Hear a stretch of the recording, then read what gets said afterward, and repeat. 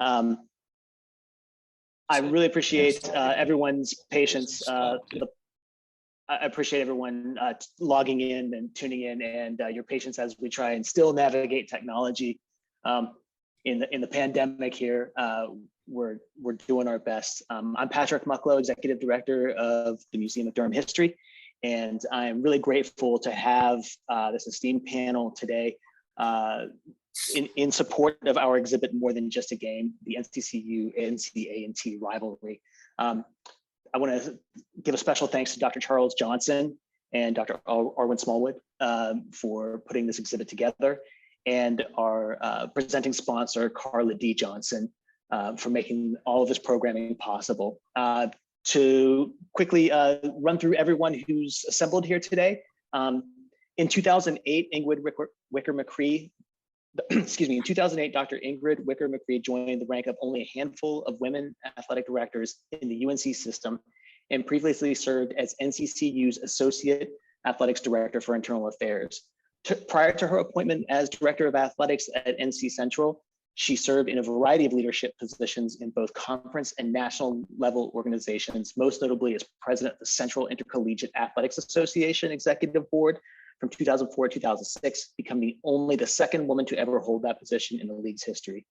In addition, she served as a member of the NCAA's Division II National Volleyball Committee, the NCAA Legislation Committee, the NCAA Research Committee, and the National Association of Collegiate Directors of Athletics FCS ADA Committee, the NCAA Division I Football Committee Regional Advisory Committee, and she is a proud Durham native. Thank you for being here, Dr. McCree. Good afternoon, and thanks for having me. Thanks. And second, since 2011, Earl Hilton III has served as the Director of Intercollegiate Athletics at NCA&T.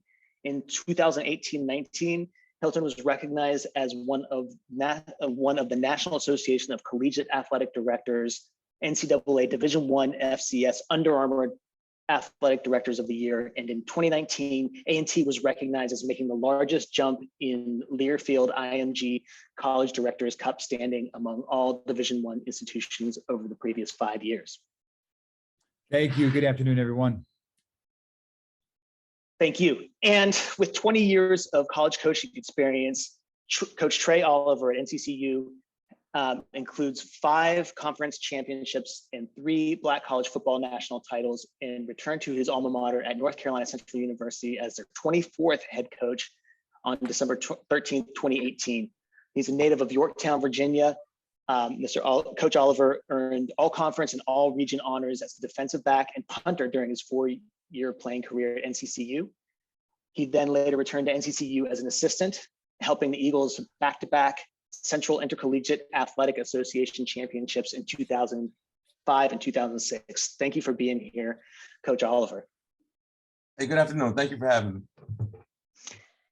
And with probably the longest resume in professional and college football here, I'm going to try and keep it as brief as possible. Coach Sam Washington has made stops at Grambling and Mississippi Valley State, as well as Marcus and I will appreciate with the Pittsburgh Steelers.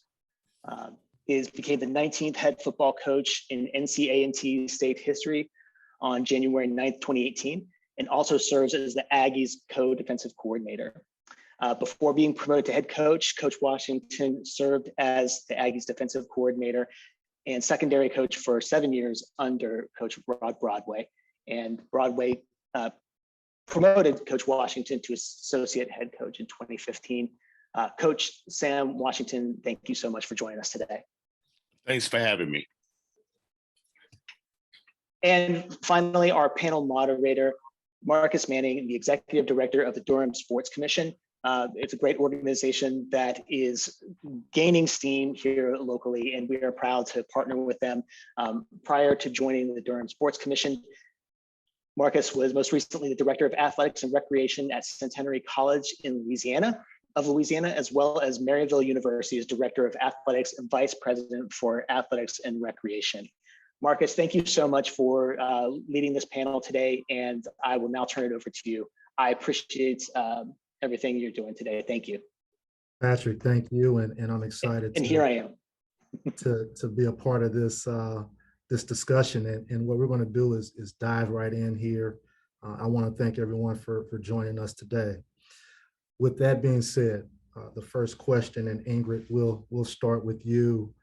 And when you think about this rivalry here, I've been fortunate to grow up in a family where my father graduated from Grambling State University. So the Bayou Classic, I heard that a lot during my time growing up, and I still hear it today.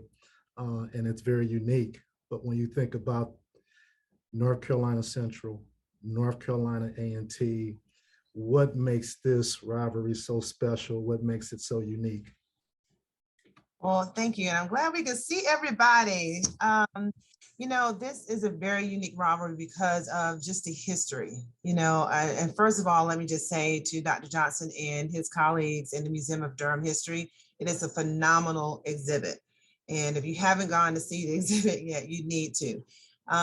But just, even from my days of growing up around the university, because both of my parents are NCCU alums, that's really what I knew, this big game every single year. And it spread over to all the sports. We have a great rivalry because of football with basketball and volleyball and all our other sports.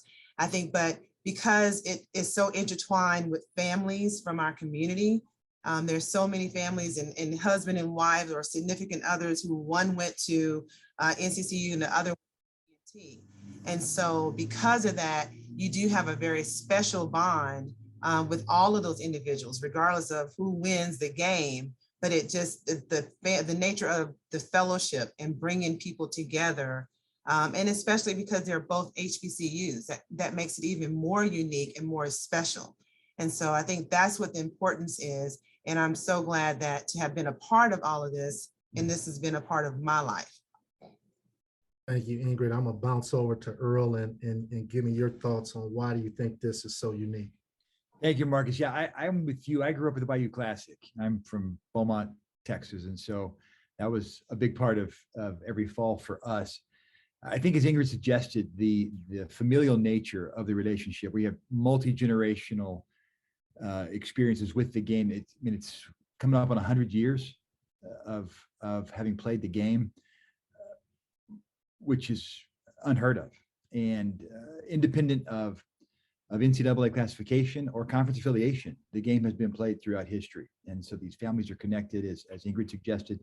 Some are divided on this particular weekend as they support their respective institutions. But I think the fact that it has continued, persisted for so long, we're talking 4 or 5 generations deep in some cases, and that it has the game's been played regardless of the situations of either institution, is something that sets it apart from other rivalry games.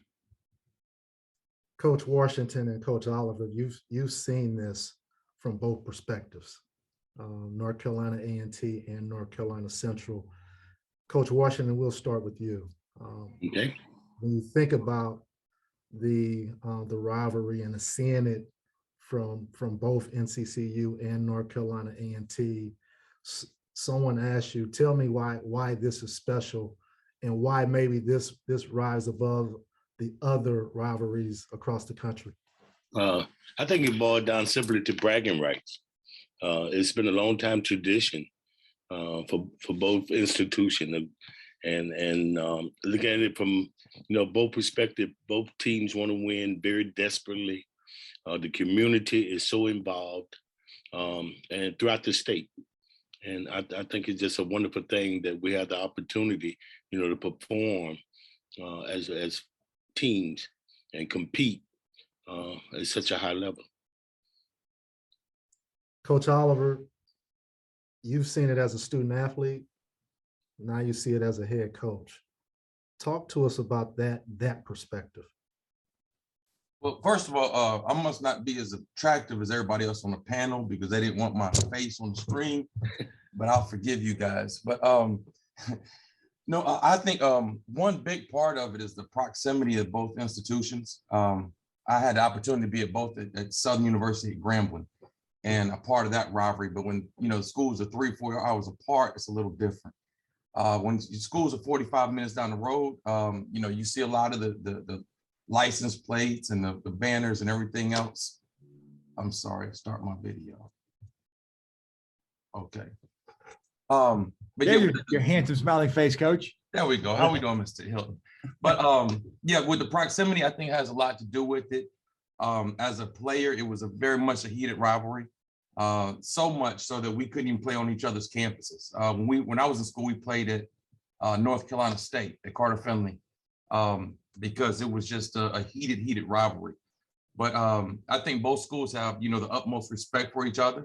And, you know, I've been on both sides of this thing, you know, in Greensboro and here in Durham. But, you know, again, both schools respect each other greatly, but it is a definitely a heated rivalry. And I want to go back to the athletic directors, and we've mentioned student athletes, and the student athlete experience is so important. Earl, I'll start with you. When you think about both of these two institutions here and the student athlete experience and guiding the student athlete experience and making sure they're prepared for life after athletics, how important is that from your perspective as an athletic director? Well, globally, there's no better description of the purpose of collegiate athletics than you just gave, to develop young people, young men and women, to face and to succeed and thrive in their lives after college. So clearly that's the goal always. From an athletic perspective, it doesn't get any better than this in terms of a game that a student athlete can buy into and look forward to, circle on their calendar, and make the months and years of sacrifice and work pay off on this particular weekend. Now, one of the objectives that we have as athletics administrators and coaches is to put people in situations where they have to stretch and grow, and learning how to manage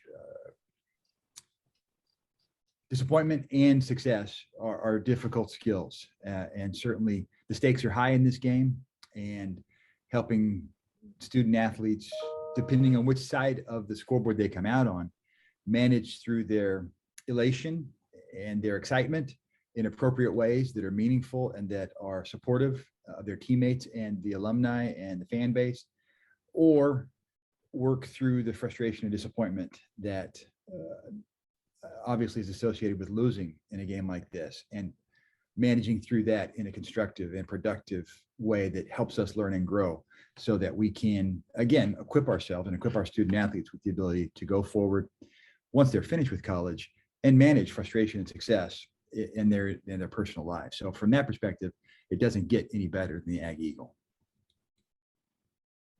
Ingrid, I'm gonna bounce that question to you.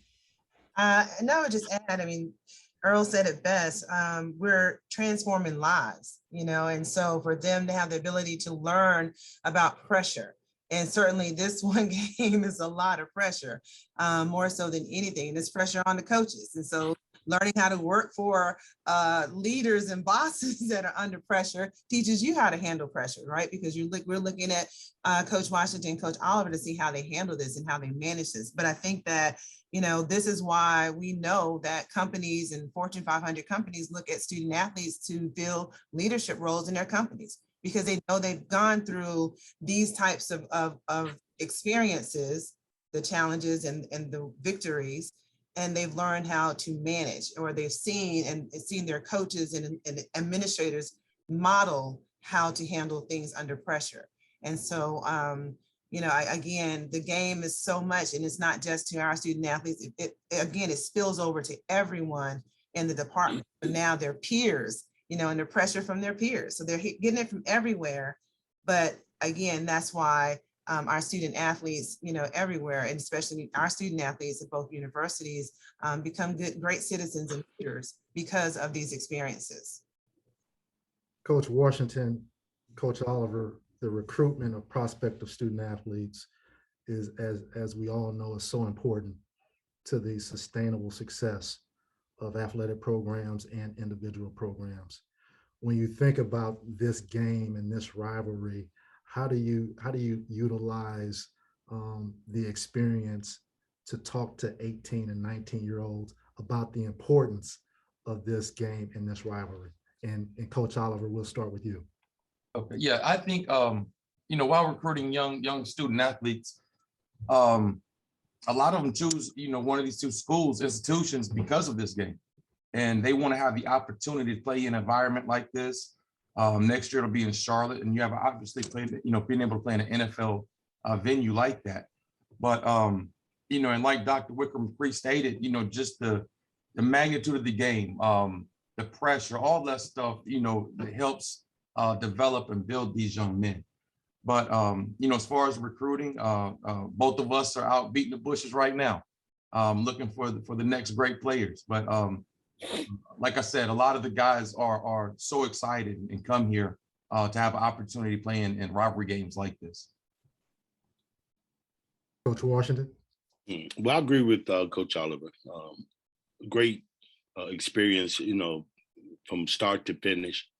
Very excited about the opportunity this year playing in Charlotte. I think that venue, really upscaled the game itself.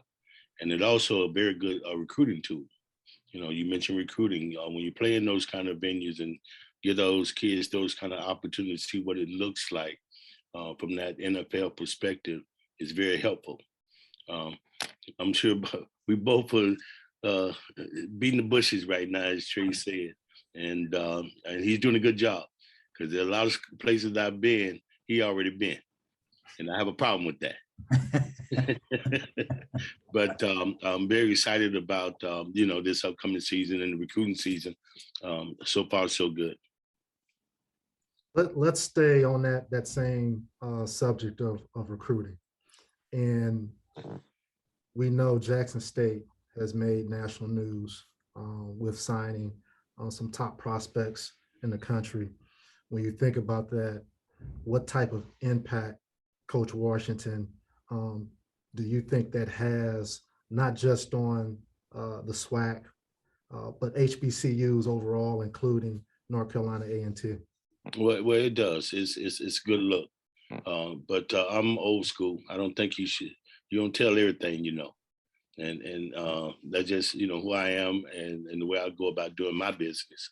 But, with social media, the way that it is, I think he does a fantastic job, getting in the public's eye and shining a light. And, maybe I need to adopt some of those ways. I'm just, kind of stuck in my old ways. Coach Oliver, what are your thoughts? Well, I think Coach Sanders has brought a lot of attention to the HBCUs, and I'm like Coach Washington as well. I don't do a whole lot on social media. What we do for the most part stays in house. I don't need everybody to know my business. But we've been two outstanding schools and institutions for a long, long time.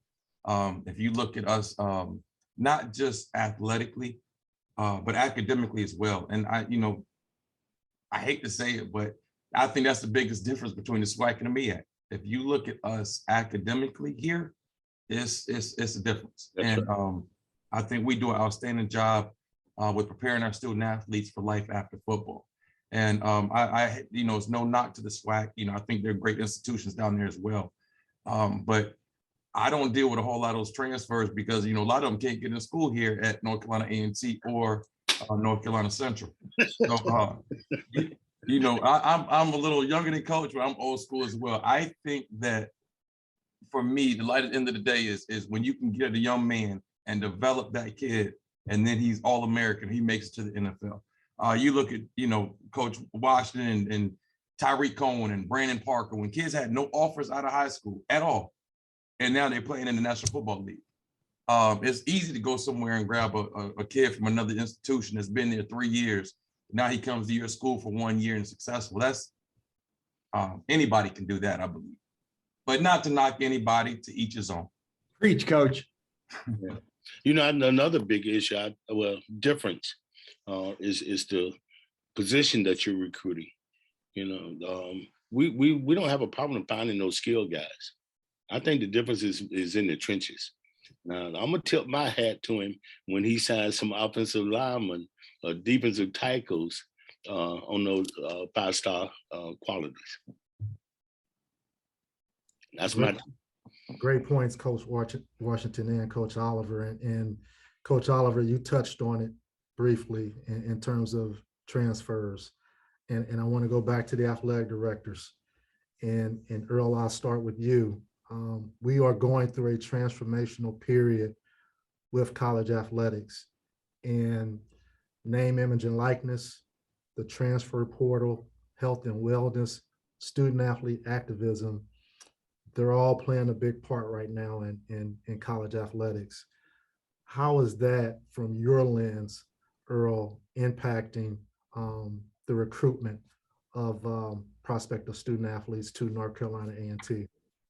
How long is this show? Come on, man. That's Hey, let me sit back and listen. I can hear this one. Come on. You know he's an attorney, guys. College athletics has been turned on its head in the last 5 years. Yeah. I mean, it's completely different, a completely different world than it was, based on the things you just ran through, the transfer portal, NIL, the health and wellness, the focus, and these are all appropriate things. These are good things. These are not negative things, but net positives across the board for institutions and for student athletes, but certainly a considerable amount of new stuff to manage and be aware of. The coaches have talked about transfers, and it's a mixed bag. I'm with Coach Wash and Coach Oliver on transfers.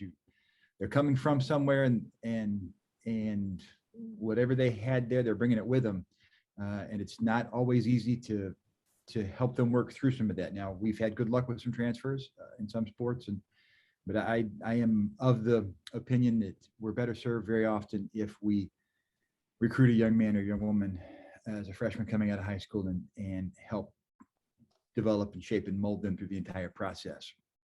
The transfer portal has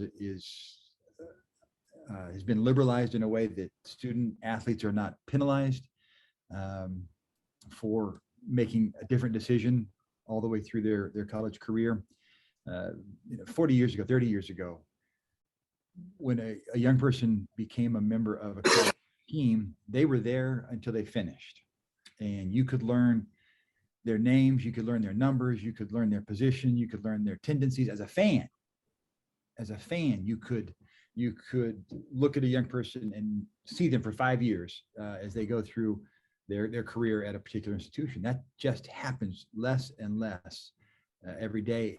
And I'm not certain that students are well served by this opportunity. I don't know that it helps them athletically always, and I certainly believe that it impacts them negatively academically. I mean, the grass is not always greener, as you know, and whatever they were dealing with at their prior institution, they're still dealing with it here. And so I think it, again, is a net positive for them. They have some options that allow them to get out of bad situations and perhaps make some different decisions that will bless them. But I think it is fraught with risk. And if I was a parent looking at this, I would be much more hesitant than I think some of our student athletes currently are. We'll see how it plays out. But I think there are some significant risks associated with the transfer portal right now. Thank you. Okay, I'm assuming that you said. Yeah, I think so too. He cut out. I didn't hear it. Well, first of all, I just want to say, in terms of recruiting to HBCUs, you have to thank the thousands of former HBCU alums, right? They leave with such a sense of pride and so, pleased with their experience, and they have always shared that. So that's nothing new. But I think also too, the media has picked up on so much of this because of the Jackson States and things like that, that is why there's so much more attention with our HBCUs, and especially for prospective student athletes. And so you cannot forget that, and being a daughter of 2 HBCU alums, I've never heard anything negative about their love for North Carolina Central. So that is very powerful. And no matter where Coach Oliver went throughout his career, he stayed true to his experience at North Carolina Central. And mind you now, this ages me, He was 18 when I met him as a freshman when he came on this campus. So I see the proof of what this experience and a degree from North Carolina Central has done firsthand for him, for Coach Moten, for Coach Walker, for all of our coaches that are alums of North Carolina Central. I will say with all of the things that's going on, and I sit on the Division I Council, and so I sit in 8-10-hour meetings and discussing NIL, discussing the transfer portal. It is a lot, and we're gonna have to pull back. And so next week we'll be voting on a brand new NCAA Constitution. You know, and what is this going to say to the transfer portal, to student athlete, the voice? So it's a lot. It is a lot, and this is my last semester on the council, so it's another full-time job. But what I will say about the transfer portal, it does give opportunities, but it is very challenging to manage. And I am the parent of a young lady, a young girl who's going to be going to college next year. And I don't know whether she's going to enjoy it. I hope that she does. I hope that she stays for her 4 years. But it's a possibility she may not want to. She may want to jump into the portal. And so the consistency, and I give kudos and hats off to our coaches, because how do you build a program when now you don't know from semester to semester if you're going to have those same student athletes? And there's no controls, and I don't want to use that word, but if a student athlete decides to go in the portal and we say, well, now you're forfeiting your scholarship that next semester or the next year, they still can appeal. You know, so then that's more challenges and more issues, because all of a sudden, I don't want to be here because of these issues that you never knew about. You were happy when you got here. So there's a lot of things that needs to be tweaked with the transfer portal. But also too, our coaches have to make sure that their student athletes are engaged in other activities in the community outside of their sport. Because if they can grow an affinity for that university, and they're meeting other students on campus, and they're engaging in activities on campus, in Greek life, engaging in community with community service, all of those things can help a student athlete make a better decision. You know, so if they're upset because they're not playing a lot, but I love this campus, I love my faculty members, I love student government, I love the city of Durham, that may play a huge role in whether they say, you know what, I'm gonna play my role on the team, but all of these other things are going to really help me in life. And so you really have to look at the total student athlete, which is hard in Division I. It's a whole different level. But I think that's what's going to have to happen. Health and wellness, if you're not paying attention to that and allocating resources and being able to share that with the prospect and their parents, because the parents are asking, what type of mental health services do you have? Because they are disclosing more and more that their son or daughter has some challenges that they need to be addressed. And if you want them to come and compete for you, you're going to have some of these resources. And so everyone is having to put more into health and wellness, mental health and wellness. And so all of these things have just impacted recruiting. And if you're in a place where it's limited resources, you know, what was it? The article the other day said that University of Georgia spends $14.8 million on recruiting. Our budget is 50. Sorry, Trey, I'm putting that out there. Our budget is $50,000. And we'll, you know, and it's two different, you know, totally, that's FBS and we're FCS, but it'll never be a level playing field or no. Ingrid, that $14 million is our entire athletics budget. Oh, that's more than mine. You got two more than I do. Yeah. Come on. You know, it's just, you know, recruiting is recruiting. You have to do your best, you know, take advantage of this movement where students are considered. And it's not just Black student males and females. It's international student athletes. You know, it's Latino student athletes. And so we have to really make sure that we're positioning ourselves to tell our stories and make sure that these prospects know what we have to offer them for, you know, academically and athletically and just all around. Great points. And we could definitely, as Earl put, we can spend the whole session on those 4 topics. Coach Washington, Coach Oliver, I want to drill down to name, image, and likeness. And you both mentioned that your old school coaches, name, image, and likeness is definitely new school. And when you're recruiting 17, 18, 19-year-olds, personal brand is important. It's the impact that they have on social media. Their presence on social media is important to them for the most part. In terms of the recruitment of the student athlete in name, image, and likeness, how does that play a part? And Coach Oliver, I'll start with you. Well, I think there's so many levels to it. And when you talk about name, image, and likeness, you look at, I think it was the University of Texas, all their offensive linemen are getting what, $50,000? 50,000. So if you offensive lineman, if you play at the University of Texas, you're getting $50,000.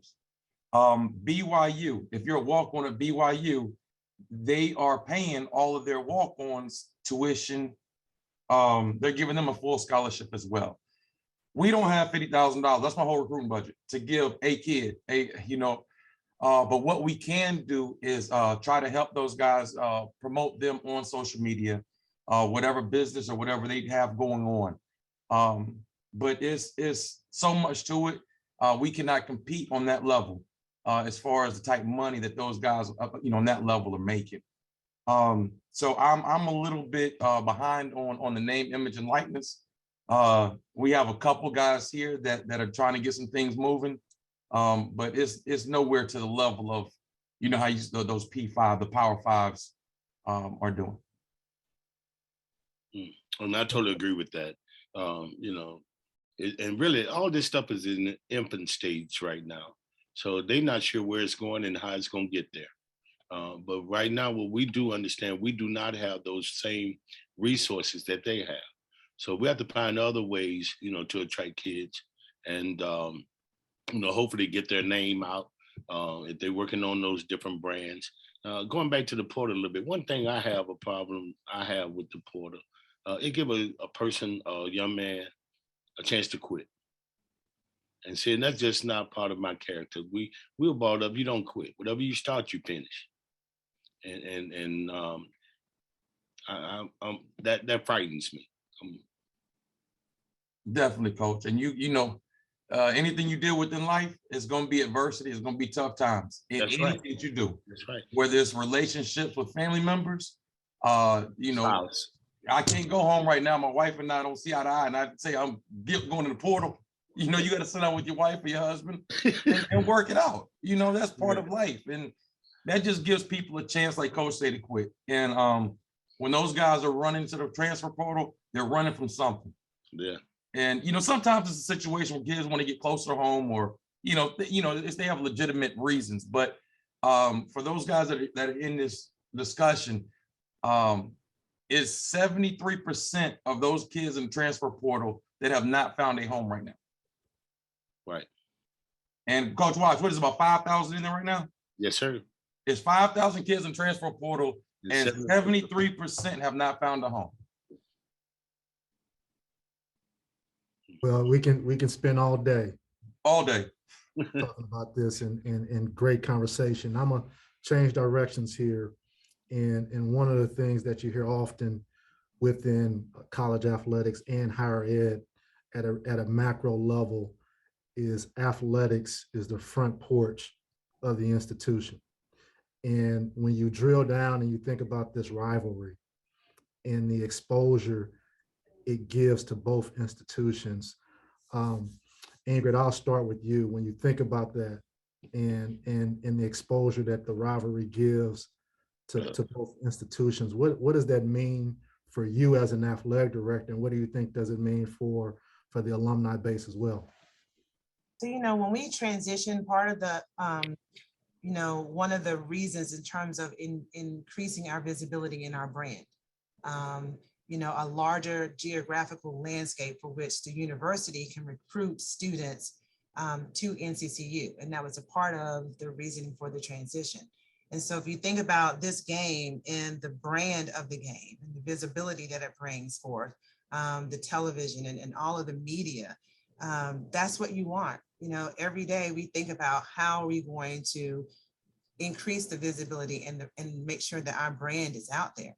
And so through this Aggie Eagle, whether it was through a third party that promoted it back in the day at Carter Finley versus now that, Earl and I have to manage, the game and our marketing and external folks on our campuses to push that. Because both of us we have to do that. It's a revenue game, probably our second largest revenue game for both of us every single year, whether it's our home or away. And so it's so important that we continue, both of us, to do things that is promoting this game. We had a fundraising competition, so a couple of years ago to see which school could raise the most money, through this game. And whether those dollars are going to athletics or whether I think at A&T, the dollars are going to university in general, that is promoting the university as a whole. And that is how athletics, right, is a front porch, because everything that we do is so visible. When you talked about, I wanted to share just on name, image, and likeness, you think about how much that can promote, right? Because people are wondering, well, how, do you have a student athlete that has an agreement? And then that company who may not have ever partnered with North Carolina Central or North Carolina A&T, now there's a bridge to them. And now we're expanding our platform and our landscape through this new company, that has taken an interest in a student athlete. And so we can't, forget about how important it is to making sure that we continue on the brand, the marketing of this game reaches beyond the East Coast, and it has, and so I think that's the importance. Earl, I'm gonna ping it to you. Excellent. Thank you, Marcus, and well said, Ingrid. The other piece from a resource base and athletics departments for the last 50 years have had to become entrepreneurial. We've had to, and in North Carolina especially, where there's no tuition, no state support for athletics, it has to be generated by out of student fees or from the activities of the department. Have to be very entrepreneurial, and the ability and the opportunity to tap into all of the resource bases that exist in Durham or in Greensboro is critically important to both institutions. As you suggest, athletics serves as the face of the institution in many ways, and football, certainly in the fall, is the face of both institutions. There are people in Greensboro who look like me, whose only connection to A&T is what they read on Sunday morning in the sports page, but they are committed to reading. They follow, they talk to me about it at church or in the store. They ask me about it when I see them on the streets. They have that connection, even though they've never been on campus. Their sons and daughters didn't go to school here, but they're aware that we're playing a big game and they want to know how we did. And that is our bridge, as Ingrid suggested, our bridge into that broader resource base that we need in order to be successful in Division I athletics today. And so you can't overstate the importance of having this kind of a marquee matchup on a regular basis that draws the media attention, that draws the eyes of the community to us in ways that allows us to remind them that we're here and that we are producing young men and women who are worthy of their attention and support. Earl and Ingrid, great points. I'm gonna press pause. Jeanette, do we have questions from the viewers? We do. Aaron Thompson asks, since the start of COVID, do you all think your leadership approaches have changed? If so, how? The fact that we're on a Zoom meeting today suggests this is as big an indication of anything as we've changed. No, it's a very good question, and the evolving nature of having to manage in this environment. And let's not pretend that this is anything that I have mastered yet. Ingrid's much better at it than I'm sure than I am, but we're still learning how to do it, how to connect with student athletes, how to connect with their parents, how to engage our current students academically. There are a number of areas that we are still feeling our way and learning from last year, what did and didn't work, and updating and upgrading our practices. This, as you are probably aware, has been really stressful for students generally, student athletes no exception, and their mental health. We talked about it earlier in the program, the mental health of our student athletes and how do they cope with the demands and expectations and pressures that they have outside of sport. just the being a college student, being a 19-year-old, being a African-American in America today, all of those pressures that they have to deal with, and how do we get services to them? How do we recognize their needs and appropriately care for them? So like the NCAA, much of what we thought we knew about connecting with student athletes has had to be digitalized and changed, because there's so much trepidation with in-person meetings and so many limitations on those opportunities. And it is still an evolving skill set, at least for me, something that I don't feel that I'm competent yet at, and have a lot to learn in that area. I would just say this is truly transformational leadership in action. You know, in terms of the group is evolving. There's things that you cannot control, so you have to manage that. So as an AD, we're coaches of the coaches, right? So we're the head coach of all the coaches. And so the word flexibility and coaches, no offense, are sometimes not the most flexible people. And so now, instead of just, okay, you have NCAA. I have no idea what she's talking about, coaches. No clue. That's a whole nother series. Okay, so you have NCAA policies, you have the UNC system, you have the MEAC, and your university. Now, right, so the coaches, they have to get through all of those governing bodies with all the things you have to do. Now you have your local public health department, you have the CDC, so all of that. And so what I've just shared, we all have to be flexible. These are not my rules. They're not even the university, they're not even the UNC system rules. So don't fuss and fight. We just got to get in line. Then you have now the student athletes. And so it's really having to, as an AD, lead by example, model the way with regards to, okay, well, Ingrid is saying we got to be flexible. She's showing how you got to be flexible. Then it has to trickle down. And so I will say that has, as a leader, has been the most challenging aspect in terms of being able to, we're responsible for knowing every time something changes and to share that with our team. And that has been challenging to manage, but I will say this is truly transformational leadership in action. Coaches, Coach Oliver, start with you. Yeah, as coaches, we want to have a routine, and I think that's the best way for when you're mentoring young men to have a routine. Every morning they're gonna wake up this time, they're gonna go to class, they're gonna have study hall, and that's the best way I think they can be successful. And with this, you have to change so much, and that's been like really difficult.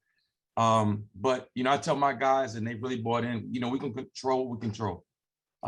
It's out of our hands, but I really feel bad for these, all the students, aside from just athletes, because what we're doing right now, this isn't college. These kids are supposed to be having fun.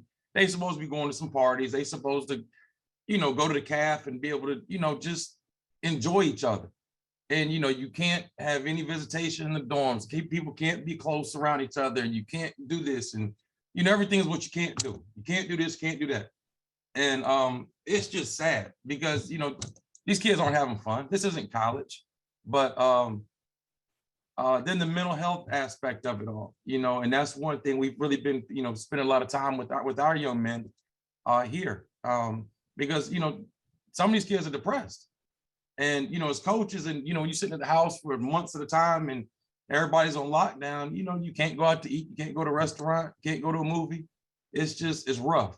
So I think, and I'm sure Coach Washington, because he coached me and groomed me coming up in college, you really have to pour into them, and you have to check on them. And the same thing with the portal. You have to continue to recruit your own kids, and check on them all the time. And then you have the parents. You got to keep the parents in a loop with everything that's going on to try to ease their mind a little bit.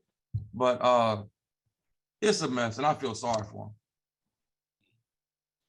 Listen, I'm totally agreeing with everything that he said. I am a routine-oriented person from more, and it's very difficult for me to deviate. I understand what Dr. Wicker is saying, about being flexible. We have to adjust, and we have to make those adjustments. but it's very difficult to do when you're trying to condition or train 100 plus 18 to 22-year-olds. They need consistency more than anything. And then without that consistency, it makes it very difficult. I think we've dealt with more mental health issues, without a doubt, this past year than I perhaps have my entire career. And that's crazy. And so we do understand that the kids are going through some things. And it has been quite a change. And it's been quite a change for us as well, you know, and nothing remains the same. But, you know, through it all, we have to find a way, you know, to put our best foot forward, you know, keep that good look on our face, keep the energy level where it needs to be successful. And I just think that's part of coaching at this moment. Jeanette, do we have one time for one more question? Yeah, we do. I think a good one here from Kendra Green. What has helped guide you in your careers that have kept you excited to come to your campuses? I'm sorry, can you say that again? I missed that one. What has helped guide you in your careers that have kept you excited to come to your campus? I think it's the people. Oh, for me, it's easy. It's the people. Yeah. It's the people. Yeah. Yeah. I am blessed. I ain't just blowing smoke. I got a good boss. I don't know about all that, but most days I wake up excited to come to work, and it's because of the people. Yeah. But I tell you what you do. You make it easy for me. And not just you, I think throughout this community, it's a lot of quality people here that want to see us do well and do anything, you know, for us, you know, to help us, you know, reach our goals. And that make coming to work fun. Yeah. And I think on top of the people is the leadership too, right? Yes. So 28 years. And I've worked for 7 different chancellors, and all of them have been very supportive of athletics. And I think that, and I tell younger aspiring ADs that is very important when they decide to apply for a job. If they're a final candidate, you know, in terms of the questions that they need to ask, how supportive is the leadership of that university of athletics? And so I've just been very blessed to have that type of support and that vision with every single chancellor that I've worked for here at North Carolina Central. Yeah, and for me, I mean, like what everybody else said, I love the people here. I have great relationships with the whole, you know, with everybody in the athletic department. My SID, Kyle Server, was here when I was in school. Dr. Wicker McCree, I've known these people for like forever. And I love my school. I love my university. I walk around campus all the time. It's nothing for me to go eat in the caf with the students. And, you know, I love the sloping hills and verdant greens.